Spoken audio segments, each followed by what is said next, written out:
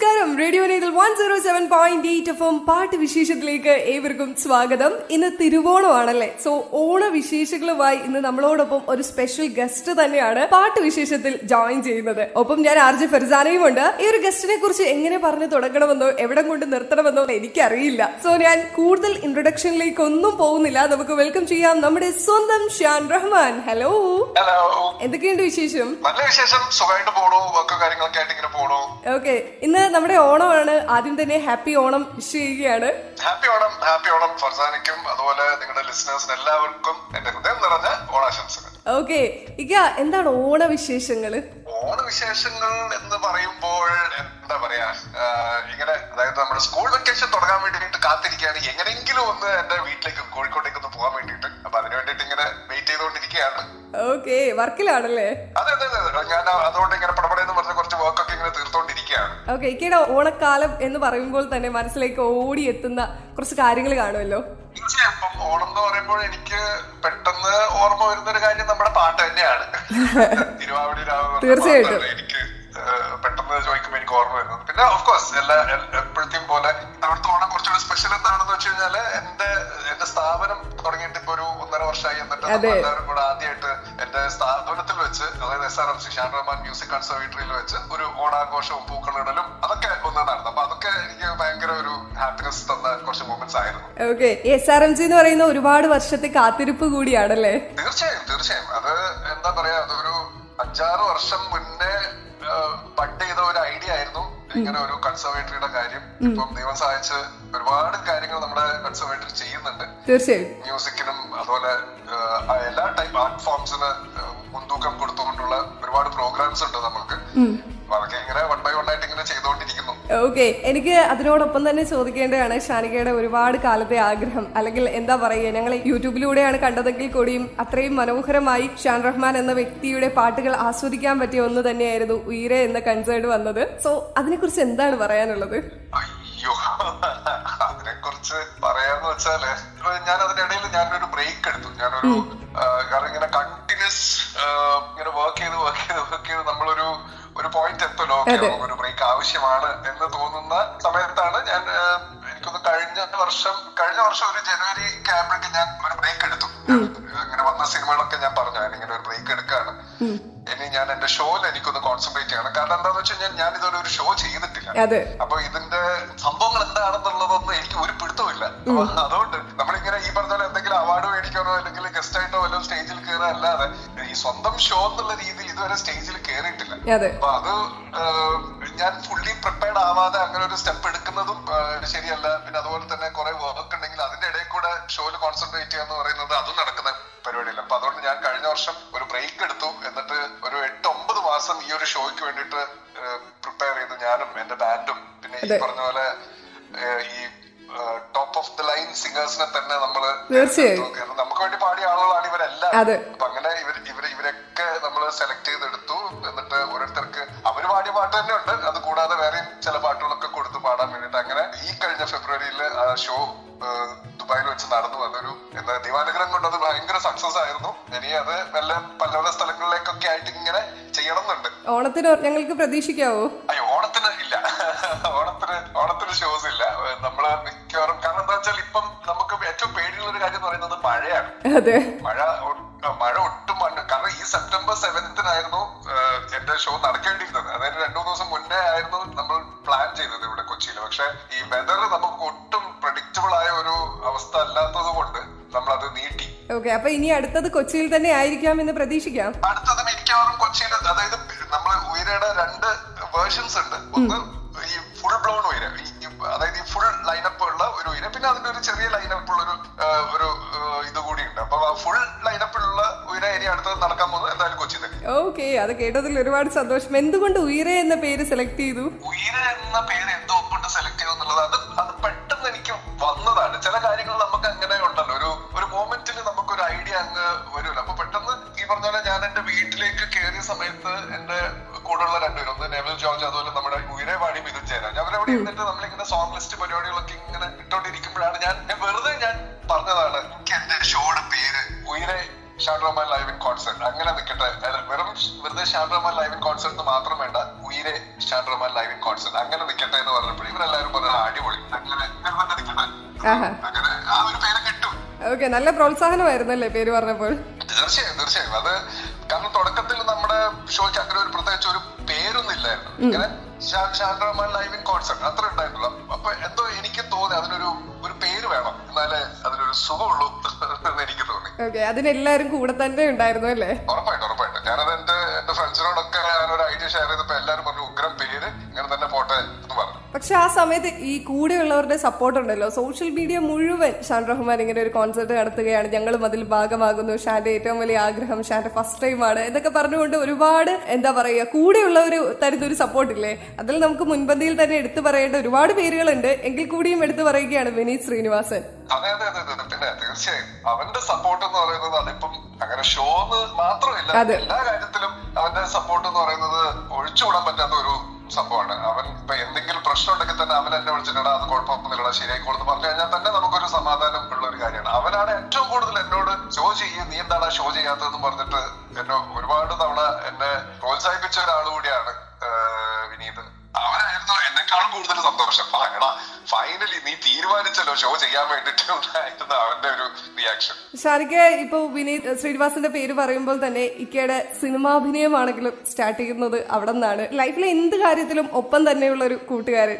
എങ്ങനെയായിരുന്നു സിനിമാ വിശേഷങ്ങളൊക്കെ ആയിട്ട് ഇപ്പൊ ഇങ്ങനെ പോകുമ്പോൾ വീണ്ടും ഒരു അഭിനയത്തിലേക്കൊക്കെ തിരിയുന്നുണ്ടോ?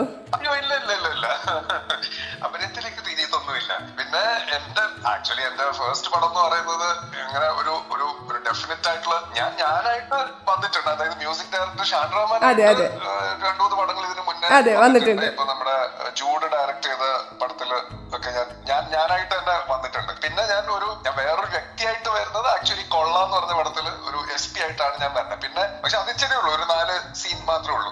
ഇതിലാണ് ആക്ച്വലി ഒരു ഡെഫിനറ്റ് ക്യാരക്ടർ ആയിട്ട് ഞാൻ വരുന്നത്. എല്ലാരും പെട്ടെന്ന് നോട്ടീസ് ചെയ്തു അല്ലേ? അതെ പിന്നെ അപ്പൊ അങ്ങനെ അവൻ പറഞ്ഞിട്ട് എടാ നീ ഇത് ചെയ്ത് രസമായിരിക്കും എന്ന് പറഞ്ഞു. അങ്ങനെ ഞാൻ അതൊക്കെ ചെയ്തു. ഇനിയും ഒരു വിനീത് ശ്രീനിവാസൻ ഇങ്ങനെ ഒരു ക്യാരക്ടർ ഉണ്ടെന്ന് പറഞ്ഞ് വിളിച്ചാൽ എനിക്കറിയില്ല, നോക്കാം. എന്നെ അടുത്ത വേറൊരു പടത്തിലേക്ക് വേണ്ടിട്ട് വിളിച്ചു. പക്ഷെ അൺഫോർച്ചുനേറ്റ്ലി അന്ന് എനിക്ക് വേറെ ഇവിടെ നമ്മുടെ അമൃത ടിവിയിലെ സൂപ്പർ സ്റ്റാറിന്റെ ഷൂട്ട് ഉണ്ടായതുകൊണ്ട് എനിക്ക് അതിന് പോകാൻ പറ്റിയില്ല. എങ്ങനെയുണ്ട് അഭിനയം? എങ്ങനെയാണ്, കൊള്ളാവോ? അഭിനയം ഇഷ്ടപ്പെട്ടോ? അഭിനയം ആക്ച്വലി രസമുള്ള ഒരു പരിപാടിയാണ്. എനിക്കാകെ ഉള്ള ഒരേ ഒരു ടെൻഷൻ എന്താന്ന് വെച്ച് കഴിഞ്ഞാൽ ഇപ്പൊ നമുക്ക് ഈ റെക്കോർഡിംഗ് പോലെ അല്ല ഷൂട്ടിംഗ് പറയുന്നത്. കാരണം ഇപ്പൊ റെക്കോർഡിംഗ് എന്ന് പറയുന്നത് കുഴപ്പമില്ല, അതെല്ലാം നമ്മുടെ കൺട്രോളിലാണല്ലോ. ഈ ഷൂട്ടിംഗ് എന്ന് പറയുന്നത് ആ സെറ്റും ഇഷ്ടംപോലെ ആളുകളും നമ്മൾ കാരണം മറ്റൊരാളുടെ സമയം വേസ്റ്റ് ആവേണ്ടത് എന്നുള്ളൊരു ഭയങ്കര നിർബന്ധം മാത്രമേ എനിക്ക് ഉണ്ടായിരുന്നുള്ളൂ. കാരണം നമ്മൾ വിശ്വസിച്ചിട്ട് ഒരു ക്യാരക്ടർ ഏൽപ്പിച്ച് കഴിഞ്ഞിട്ട് അത് നമുക്ക് പുൾ ഓഫ് ചെയ്യാൻ പറ്റില്ലെങ്കിൽ നമ്മൾ ആ സെറ്റിൽ ഉള്ള എല്ലാവരുടെയും സമയമാണ് കളയണം. പ്രൊഡ്യൂസർ തൊട്ട് ഏറ്റവും താഴെയുള്ള ആളുടെ സമയമാണ് നമ്മൾ കളയണം. അപ്പൊ അങ്ങനെ സംഭവിക്കരുത് എന്നുള്ള ഒരു നിർബന്ധം ഉണ്ടായിരുന്നു, ഒരു ടെൻഷൻ ഉണ്ടായിരുന്നു. അതുകൊണ്ട് അയ്യോ ഉറപ്പായിട്ടും കാരണം ഞാൻ ഒരു വലിയൊരു വിക്കും ഒരു മീശയും വലിയ സൂട്ടും ഒക്കെ ഇട്ടിട്ടാണല്ലോ ഞാൻ അഭിനയിച്ചത്. അപ്പം ഞാൻ സാധാരണ ഒരു ചെറിയൊരു ടീഷർട്ടും ഒരു ട്രൗസറും ഇട്ട് നടക്കുന്ന ഒരാളാണ് ഞാൻ ഫുൾ ടൈം. അപ്പം ഞാൻ ഒരു സൂട്ടൊക്കെ ഇട്ടിട്ട് ഇങ്ങനെ അഭിനയിക്കുമ്പോൾ ടെൻഷൻ മാത്രമല്ല ഒരു വീർപ്പ് മുട്ടലും കൂടി ഉണ്ടായിരുന്നു. അപ്പൊ തോന്നിയോ ഇതിനെക്കാട്ടി നല്ല 2 പാട്ട് ഞാൻ പാടിത്തരാന്ന്? അല്ല, അത് ഉറപ്പായിട്ടും എനിക്ക് പാട്ടുണ്ടാക്കുന്നതാണ് എനിക്ക് എപ്പോഴും സന്തോഷം, സാറ്റിസ്ഫാക്ഷൻ തരുന്ന ഒരു സംഭവം. അവൻ വിളിച്ചു ഞാൻ പോയി എന്നുള്ളത് മാത്രം. അതിന്റെ അപ്പുറത്തേക്കൊന്നും ഇല്ലല്ലേ? ഇല്ല. നമ്മുടെ ഈ റിയാലിറ്റി ഷോ ജഡ്ജായിട്ട് വരുന്നു. സരിഗമപയിലൂടെ ആയിരിക്കും കൂടുതൽ ആളുകളും ഷാൻ റഹ്മാൻ എന്ന വ്യക്തിയുടെ ചിരിയും ഷാൻ റഹ്മാൻ എന്ന ഒരു വ്യക്തിയെയും ഇപ്പൊ ഷാനിക്കനെ കൂടുതൽ അറിയാനും നമ്മുടെ വീട്ടിലെ ഒരു വ്യക്തി എന്ന നിലയിൽ കൂടുതൽ സ്നേഹിക്കാൻ തുടങ്ങി. സംഭവം ശരിയാണ്, പാട്ട് പാടുന്നു, പാട്ട് കമ്പോസ് ചെയ്യുന്നു, എല്ലാം ശരിയാണ്. പക്ഷെ ഏറ്റവും കൂടുതൽ ആളുകളുടെ വീട്ടിൽ ഒരു ആഴ്ചയിൽ 3 ദിവസം അല്ലെങ്കിൽ ദിവസവും വരുന്നു എന്നുള്ള ഒരു പരിഗണനയുണ്ടല്ലോ, നമുക്ക് പലർക്കും കിട്ടുന്ന ഒരു പരിഗണന. അങ്ങനെയാണ് നമ്മുടെ വീട്ടിലെ ഒരു വ്യക്തി എന്ന നിലയിലേക്ക് വളർന്നു. എങ്ങനെയുണ്ടായിരുന്നു റിയാലിറ്റി ഷോയിലെ ജഡ്ജായിരുന്നത്? ഞാൻ ആക്ച്വലി റിയാലിറ്റി ഷോയിൽ ജഡ്ജായിട്ട് ഇരിക്കാൻ തുടങ്ങിയിട്ട് കുറെ നാളായി. ഞാൻ കോഴിക്കോട് താമസിച്ചുകൊണ്ടിരുന്ന സമയത്തായിരുന്നു എനിക്ക് ഫസ്റ്റ് റിയാലിറ്റി ഷോ എനിക്ക് വരുന്നത്. അതൊരു മാപ്പിളപ്പാട്ട് റിയാലിറ്റി ഷോ ആയിരുന്നു. മീഡിയ വണ്ണിൽ ഇപ്പൊ ആ പരിപാടി ഇല്ല. മീഡിയ വണ്ണിൽ 14-ാം രാവ് എന്ന് പറഞ്ഞ അതിലായിരുന്നു ഞാൻ ഫസ്റ്റ് ജഡ്ജായിട്ട് വന്നത്. മാപ്പിളപ്പാട്ടിനെ പറ്റി ഒരു കുന്തം അറിയില്ല, പക്ഷെ എന്നാലും നമുക്ക് സ്വരത്തിലാണോ പാടുന്നത് എന്നുള്ളത് നമുക്ക് തിരിച്ചറിയാൻ പറ്റുമല്ലോ. പറ്റി ആധികാരികമായിട്ട് സംസാരിക്കാൻ എന്റെ കൂടെ ഫൈസൽ മാഷ് ഉണ്ടായിരുന്നു, അതുപോലെ അതിനകത്ത സിംഗർ ഉണ്ടായിരുന്നു. പിന്നെ അതായത് അതിന്റെ ഹിസ്റ്ററി, ഒരു പാട്ടുണ്ടാക്കുന്ന ആ പാട്ടുണ്ടായതിന്റെ ഹിസ്റ്ററി, അത് എഴുതിയത് ആളുടെ ഹിസ്റ്ററി, ഇതൊക്കെ പറയാൻ ഇവരൊക്കെ ഉണ്ടായിരുന്നു. ഞാൻ അവിടെ ബേസിക്കലി ഞാൻ എന്നെ വിളിച്ച സമയത്ത് തന്നെ ഞാൻ പറഞ്ഞു, അതെ മാപ്പിളപ്പാട്ടിനെ പറ്റിട്ട് എനിക്ക് അത്ര വലിയ ഗ്രാഹ്യമൊന്നുമില്ല, ഉള്ളത് കൊണ്ട് അഡ്ജസ്റ്റ് ചെയ്യാം. അപ്പോൾ ഇല്ല, Shaan as a music director അവിടെ ഇരുന്നാൽ മതി. ഞാൻ ഓക്കെ, അങ്ങനെയാണെങ്കിൽ ഓക്കെ. അങ്ങനെ ആസ് എ മ്യൂസിക് ഡയറക്ടർ ഞാൻ ഇരുന്നു. അങ്ങനെ 14 രാവിലെ 2-3 സീസൺ അങ്ങോട്ട് ഞാൻ ഇരുന്നു. പിന്നെ ഞാൻ സൂപ്പർ 4 വന്നു, മഴവില്ല്. അത് അടിപൊളിയായിരുന്നു. കാരണം ശരത്തേട്ടൻ, സുജാ ചേച്ചി, ദീപകേട്ടൻ, ഞാൻ, നമ്മള് 4 പേര് ആയിരുന്നു അവിടുത്തെ കോംബോ. അതൊരിക്കൊന്നൊരു 2 സീസൺ എങ്ങാണ്ട് പോയി എന്നാണ് എന്റെ ഓർമ്മ. എന്നിട്ടാണ് ഞാൻ സരിഗമയിലേക്ക് വരുന്നത്. സരിഗമയിലേക്ക് വന്നപ്പോഴും ചേച്ചിയും ഗോപിച്ചേട്ടനും, പിന്നെ അത് കഴിഞ്ഞ് പിന്നീട് ചേച്ചിയും മധുചേട്ടനും ഒക്കെ ആയിട്ട് ഒന്നാമത് നമുക്ക് എല്ലാവർക്കും അങ്ങോട്ടും ഇങ്ങോട്ടും നല്ല പരിചയം, നല്ല സീസൺ ആയതുകൊണ്ട്. പിന്നെ ഓഫ്കോഴ്സ് ജീവ. അങ്ങനെ അതൊരു ഭയങ്കര രസമുള്ള സംഭവം. പിന്നെ എന്നെ സംബന്ധിച്ചിടത്തോളം ഏറ്റവും വലിയ കാര്യം എന്ന് പറയുന്നത് ഒരുപാട് പാട്ടുകൾ കേൾക്കാൻ പറ്റും. നമ്മള് മറന്നുപോയ പാട്ടുകൾ നമുക്ക് കേൾക്കാനുള്ള ഒരു അവസരമാണ് അവിടെ കിട്ടണം. അപ്പൊ അത് നമ്മളിങ്ങനെ ശരിയാണല്ലോ, ഇങ്ങനൊരു പാട്ടുണ്ടായിരുന്നല്ലോ, അങ്ങനെയാണ് മിക്ക സമയത്തും അവിടുത്തെ എല്ലാവരുടെയും ഫീലിംഗ്. ഓക്കെ, ജീവയായിട്ട് എങ്ങനെയാണ്? ജീവയുമായിട്ട് നമ്മൾ കാണുന്നതാണ്, നിങ്ങളുടെ തമ്മിലുള്ള ഒരു കോംബോ, നിങ്ങൾ തമ്മിലുള്ള ഒരു കണക്ഷൻ എല്ലാം നമുക്ക് അറിയാവുന്നതാണ്. എങ്കിൽ കൂടിയും ജീവ ഷാനിക്ക എന്ന് പറയുന്ന ഒരു കോംബോ വളർന്നത് ഇപ്പൊ ഉയരയിലാണെങ്കിലും ജീവചേട്ടനുണ്ട്. അതെ, എനിക്ക് എന്റെ ഏറ്റവും വലിയ പിൻബലം എന്ന് പറയുന്നത് എന്റെ ഫാമിലിയും എന്റെ ഫ്രണ്ട്സും ആണ്. ഇപ്പൊ ഉയരയാണെങ്കിൽ എന്ത് എടുത്തു നോക്കുകയാണെങ്കിൽ ഇവർക്ക് സപ്പോർട്ട് എന്ന് പറയുന്നത് ഇവർക്ക് മനസ്സറിഞ്ഞിട്ടാണ് ഉയരയുടെ കൂടെ. അല്ലാതെ ജസ്റ്റ് ഒരു ഷോയുടെ ഭാഗമാവാ അല്ലെങ്കിൽ ഒരു ഷോ ചെയ്യാന്നുള്ളതിനേക്കാളും ഉപരി അവരുടെ ഉള്ളിന്റെ ഉള്ളിൽ അവരുടെയൊക്കെ സന്തോഷം എന്ന് പറയുന്നത് ഭയങ്കര എവിഡന്റ് ആയിരുന്നു. ഫൈനലി ഷോ ചെയ്യാനൊക്കെയാണ് കൂടെ, നമുക്കിത് അടിച്ചു പൊളിക്കണം എന്ന് പറയുന്ന ആ ഒരു ഫീലിംഗ് എല്ലാവരിലും ഉണ്ടായിരുന്നു. ജസ്റ്റ് ഒരു ഷോ ചെയ്യാന്ന് പറയുന്ന ഒരു സംഭവം ആയിരുന്നില്ല ഇവരുടെ ആരുടെയും. പിന്നെ ജീവനെ പറ്റി പറയുകയാണെങ്കിൽ ഈ പറഞ്ഞ പോലെ ഞാൻ സരിഗമ സീസൺ 1 പരിചയപ്പെട്ടതെങ്കിലും ഈ പറഞ്ഞ പോലെ നമ്മള് നൻപൻ എന്നൊക്കെ പറയുന്നത്, നൻപനായിട്ട് ഞങ്ങള് പിന്നെ എന്താ പറയാ വേർപിരിയാത്ത 2 ആൾക്കാരായി മാറി. അത് പിന്നെ എല്ലാ ന്യൂ ഇയേഴ്സും ക്രിസ്മസും ഞങ്ങൾ ഒരുമിച്ച് ഈ ലോകത്തിന്റെ ഏതെങ്കിലും ഒരു ഭാഗത്തൊക്കെ പോവും. ഒന്നിച്ചാണ്, എപ്പോഴും ഒന്നിച്ചാണ്. ഈ സരിഗമ കാണുന്ന പ്രേക്ഷകർക്ക് തോന്നുന്നത് ഇത് ജഡ്ജസ് ആണോ, അതോ നിങ്ങളൊരു ഫാമിലി വന്നു, നിങ്ങൾ കുറെ കഥകൾ പറയുന്നു, എന്താ ആളുകളെ എന്റർടൈൻ, നമുക്ക് എന്താ പറയാ, അതൊരു റിയാലിറ്റി ഷോ ആണെന്ന് പലപ്പോഴും മറന്നു പോകുമായിരുന്നു. അതെ, പിന്നെ ഉറപ്പായിട്ടും ഞാൻ പറഞ്ഞില്ലേ, പാട്ട് കേൾക്കുക എന്നുള്ള ഒരു സംഭവം മാറ്റി നിർത്തിയാൽ പിന്നെ അവിടെ അടിച്ചു പൊളിയാണ്. അവിടെ പാട്ട് കേൾക്കുന്ന സമയത്ത് മാത്രമേ നമ്മൾ ആക്ച്വലി മിണ്ടായിരിക്കുന്നുള്ളൂ. ബാക്കി എല്ലാ സമയത്തും ഈവൻ സുജാത ചേച്ചി അടക്കം ഭയങ്കര ഫണ്ണാണ്. ചേച്ചി പറയും, ഞാൻ എങ്ങനെങ്കിലും ഇത് ഷൂട്ടിന്റെ ദിവസത്തിന് വേണ്ടിട്ട് കാത്തിരിക്കുകയാണ്, ചെന്നൈയിൽ ഇങ്ങോട്ടേക്ക് ഓടി വരാൻ വേണ്ടിട്ട്, എല്ലാവരുടെ കൂടെ ചിരിച്ച് മറിയാൻ വേണ്ടിട്ട്. നിങ്ങൾക്ക് എല്ലാവർക്കും ഇത്തരത്തിലുള്ള എന്താ പറയാ, ഇത്രയും ജോളിയായിട്ടുള്ളൊരു മുഖം ഉണ്ടെന്ന് തന്നെ ഞങ്ങൾ അറിയുന്നത് അതിലൂടെ ആയിരിക്കാം, കൂടുതൽ പേരും അറിയുന്നത്. അതിനു മുമ്പ് അറിയായിരിക്കാം, പക്ഷെ ഈ ഒരു ഫേസ്. അതെ, അല്ല, എന്നോട് എത്രയോ പേര് ചോദിച്ചു, നിങ്ങൾ മനുഷ്യൻ ഇങ്ങനെ കൗണ്ടർ അടിക്കുമോ? അതെ, ഞാനങ്ങനെ ഈ കൗണ്ടറൊക്കെ അപ്പം എങ്ങനെയോ വരുന്നതാണ് കേട്ടോ. ഇതൊന്നും പ്ലാൻ ചെയ്തിട്ട് അടിക്കുന്ന കൗണ്ടറോ കാര്യങ്ങളോ ഒന്നുമല്ല. ജീവ എന്തെങ്കിലും ഒരു ബോൾ ഇങ്ങോട്ടേക്ക് എറിയുമ്പോഴും ഞാനൊരു ബാറ്റ് എടുത്തിട്ട് അങ്ങോട്ടേക്ക് അടിക്കുന്നു, അത്രേ ഉള്ളൂ. ഓക്കെ, ഷാജി പാപ്പാനും പിള്ളേരും അന്നത്തെ ഭയങ്കര വൈറൽ താരങ്ങൾ തന്നെയായിരുന്നു ഇപ്പോഴും. അതെ, അത് എന്നെ എനിക്കൊന്ന് ജയേട്ടനെക്കാളും കൂടുതൽ പാപ്പ എന്ന് വിളിക്കുന്നത് എന്നെയാണ്. അതെ, തീർച്ചയായിട്ടും. അതെ, അപ്പൊ അത് ഒരു സന്തോഷം. ഓക്കെ, ചിത്ര ചേച്ചി ഇപ്പൊ ഇതാ ഷാനിക്കയ്ക്ക് വേണ്ടി ഒരു പാട്ടൊക്കെ പാടി നിൽക്കുകയാണെന്ന് കഴിഞ്ഞ ദിവസം ഇൻസ്റ്റഗ്രാമിലൂടെ ഞങ്ങളെ എല്ലാവരും അറിയിച്ചു. അതെ, അതൊരു ഭയങ്കര മൊമെന്റ് ആണ്. എനിക്ക് അത് പറഞ്ഞറിയിക്കാൻ പറ്റില്ല. അത് എന്നോട് കുറെ പേര് ചോദിച്ചിട്ടുണ്ട്, എന്തുകൊണ്ട് ഈ പറഞ്ഞ പോലെ ദാസർ, ചിത്ര ചേച്ചി, സുജാ ചേച്ചി എനിക്ക് വേണ്ടി പാടിയിട്ടുണ്ട്. അപ്പം എന്തുകൊണ്ട് ചിത്ര ചേച്ചിനെ കൊണ്ടൊന്നും പാടിച്ചില്ല എന്ന് പറയുമ്പോൾ ഞാൻ എപ്പോഴും പറയുന്ന ഒരു കാര്യം, അവര് ഡിസേർവ് ചെയ്യുന്ന ഒരു പാട്ട് ഞാൻ ഉണ്ടാക്കട്ടെ. വെറുതെ ഒരു പാട്ട് ചെയ്തിട്ട് just for the sake of it നമ്മൾ ആ ഒരു പേരിന് വേണ്ടി മാത്രം ചിത്ര ചേച്ചിയോ ദാസറിനെ വിളിച്ചിട്ട് കാര്യമില്ല. അവര് ഡിസേർവ് ചെയ്യുന്ന ഒരു സംഭവം ഉണ്ടാവണം ആദ്യം.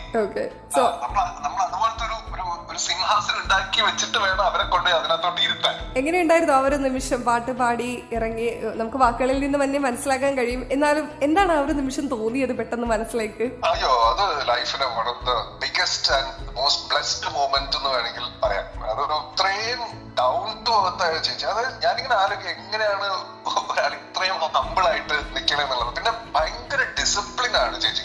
ഇപ്പൊ സാധാരണ ഒരു സിംഗർ പാടാൻ വരുമ്പോ അവർക്ക് ഇത് ഏതാണ് പടമെന്നോ അല്ലെങ്കിൽ ആരാണ് ഡയറക്ടറെന്നോ അതൊന്നും ഇങ്ങനെ ചോദിച്ചാലായി എന്നുള്ള ഒരു അവസരം. ചേച്ചിക്ക് ഇതെല്ലാം കൃത്യമായിട്ട് അറിയണം. ആരാണ് ഡയറക്ടർ, ആരാണ് പിന്നെ ഏതാണ് പടം, പ്രൊഡ്യൂസർ ആരാണ്, എന്നിട്ട് ഇതൊക്കെ ചേച്ചി ആ ബുക്കിൽ എഴുതി വെക്കും. അത് എല്ലാ പാട്ടും കേട്ടോ, എല്ലാ പാട്ടും അത് ആ ജീവനകത്ത് അവിടെ ഉണ്ടാവും. അതൊരു ഭയങ്കര ഡിസിപ്ലിൻ ആണ്. അവര് ചേച്ചിയുടെ കരിയറിന്റെ ബിഗിനിങ് തൊട്ട് ഇന്ന് വരെ കണ്ടിന്യൂ ചെയ്യുന്ന ഒരു ഡിസിപ്ലിൻ ആണ്. ഭയങ്കരമാണത്. ഇനി ഷാൻ റഹ്മാന്റെ ഫാമിലിയെ കുറിച്ച് ചോദിക്കാതിരിക്കാൻ കഴിയില്ല. കാരണം ഞങ്ങൾ സരിഗമപയിലൂടെയാണ് കൂടുതലായിട്ടും മകനാണെങ്കിലും ശരി, ഇലയിട്ടാണെങ്കിലും ശരി വന്നതൊക്കെ. എന്നാലും അവര് തരുന്ന ഒരു സപ്പോർട്ട്, ഫ്രം ദി ബിഗിനിങ് അവർ തന്നുകൊണ്ടിരിക്കുന്ന ഒരു സപ്പോർട്ട്, എന്താണ് ഈ ഒരു ഓണക്കാലത്ത് ഫാമിലിയെ കുറിച്ച് പറയാനുള്ളത്? അയ്യോ, എന്താ പറയാ, അവരില്ലെങ്കിൽ ഞാനില്ല എന്ന് തന്നെ പറയാം. കാരണം ഞാന് ഒരു ഭാഗത്ത് SRMC സ്റ്റാർട്ട് ചെയ്തിട്ട് സ്റ്റാർട്ട് ചെയ്ത സമയത്ത് ഞാൻ പറഞ്ഞില്ല, ബ്രേക്ക് എടുത്ത സമയത്തായിരുന്നു SRMC ഉയരെ ഒക്കെ നടന്നത്. അപ്പം ഈ ബ്രേക്ക് കഴിഞ്ഞിട്ട് ഞാൻ തിരിച്ച് ഈ പടങ്ങളൊക്കെ സ്റ്റാർട്ട് ചെയ്ത സമയത്ത് സൈറ അതില് എടുക്കുന്ന ഒരു എഫേർട്ട് എന്ന് പറയുന്നത് അത് മൈൻഡ് ബ്ലോയിങ് ആണ്. അത് വാക്കുകൾ കൊണ്ട് അത് നമുക്ക് പറഞ്ഞറിയിക്കാൻ പറ്റില്ല. അത്രയും അവള് SRMC എന്ന് പറയുന്നത് അവളുടെ എന്തോ അവളുടെ വീടാണ് ഇപ്പം SRMC എന്ന് പറയുന്നത്. അവിടുത്തെ എല്ലാ കുട്ടികളുടെയും അമ്മയാണ് ഇപ്പം സൈറ എന്ന് പറയുന്നത്. എനിക്ക് കണ്ണടച്ചിട്ട് എനിക്ക് എന്ത് കാര്യം വേണമെങ്കിലും സൈറ ഏൽപ്പിക്കാൻ പറ്റും. അതൊരു ഭയങ്കര ധൈര്യമാണ്. അപ്പൊ ഭാര്യ എന്നുള്ളതിനേക്കാളും ഉപരി ഒരു എന്റെ ഏറ്റവും അടുത്ത ഫ്രണ്ട് എന്ന് വേണമെങ്കിൽ പറയാം. അതുകൊണ്ട് തന്നെയാണ് റയാനും. ഞങ്ങള് അങ്ങോട്ടും ഇങ്ങോട്ടും ഷെയർ ചെയ്യുന്ന ഒരു ബോണ്ട് എന്ന് പറയുന്നത് എന്തോ ടച്ച് വുഡ് അടിപൊളിയാണ്. എനിക്കാണെങ്കിൽ അവർ ഒരു ദിവസം കാണാതിരിക്കാൻ പറ്റില്ല. അപ്പം കാരണം നമുക്ക് ഒരാളെ ഉള്ളൂ. അപ്പം അവന്റെ സപ്പോർട്ടും ഈ പറഞ്ഞ പോലെ ഭയങ്കരമാണ്. അത് എനിക്ക് പെട്ടെന്ന് റയാന്റെ സപ്പോർട്ട് എന്ന് പറയുമ്പം എനിക്ക് ഓർമ്മ വരുന്നത് നമ്മുടെ ഷോ ചെയ്യുന്ന സമയത്ത് അവൻ എന്റെ തൊട്ട് പുറകില് 3-3.5 മണിക്കൂർ ഒറ്റ നിപ്പായിരുന്നു. അവനവിടെ ഫുൾ പപ്പ ഓക്കെ ആണോ എന്ന് നോക്കിയിട്ട്, പിന്നെ അതുപോലെ വരുന്ന സിംഗേഴ്സിനൊക്കെ വെള്ളം എടുത്ത് കൊടുക്കുന്നു, കേറുന്ന സിംഗേഴ്സിനോടൊക്കെ ഓൾ ദ ബെസ്റ്റ് അടിച്ചു പൊളിക്കുന്നൊക്കെ പറയുന്നു. ഇതൊന്നും ആരും പറഞ്ഞു കൊടുത്തിട്ട് ചെയ്യുന്നതല്ല, ഇത് അവന്റെ ഉള്ളിൽ നിന്ന് വരുന്ന ഒരു സംഭവം ആയതുകൊണ്ട് അതൊക്കെ ഭയങ്കര സന്തോഷം തരുന്ന കാര്യങ്ങളാണ്. റയാനും ചെറുതായിട്ട് പപ്പയുടെ പാതയിലാണോ എന്നൊക്കെ ഒരു ഡൗട്ട് ഉണ്ട് എല്ലാവർക്കും. പപ്പയുടെ അവന് ചോദിച്ചു കഴിഞ്ഞാൽ അവൻ പറയും എനിക്ക് മ്യൂസിക് ഡയറക്ടർ ആവണം എന്നാണ് പറയണേ. അപ്പൊ ഞാൻ അങ്ങോട്ട് പറയുന്നത് മ്യൂസിക് ഡയറക്ടർ ആവണമെന്ന് പറഞ്ഞുകൊണ്ടിരുന്നിട്ടല്ല, അതിനുവേണ്ടി പണിയെടുക്കണം. ചെറുതായിട്ട് കീബോർഡും പരിപാടികളൊക്കെ ചെയ്യുന്നുണ്ട്, മ്യൂസിക് പ്രൊഡക്ഷനും പരിപാടികളൊക്കെ തുടങ്ങിയിട്ടുണ്ട്. അവൻ അത് വേണ്ടിയിട്ടുള്ള ഫെസിലിറ്റിയും കാര്യങ്ങളൊക്കെ ഞാൻ ഒരുക്കി കൊടുത്തിട്ടുണ്ട്. ബാക്കി ഇനി ചെറുതായിട്ട് മ്യൂസിക് പ്രൊഡക്ഷൻ ഒക്കെ തുടങ്ങിയിട്ടുണ്ട്. അവന്റെ വർക്കും കുഴപ്പമില്ല, അത് വരുന്നുണ്ട്.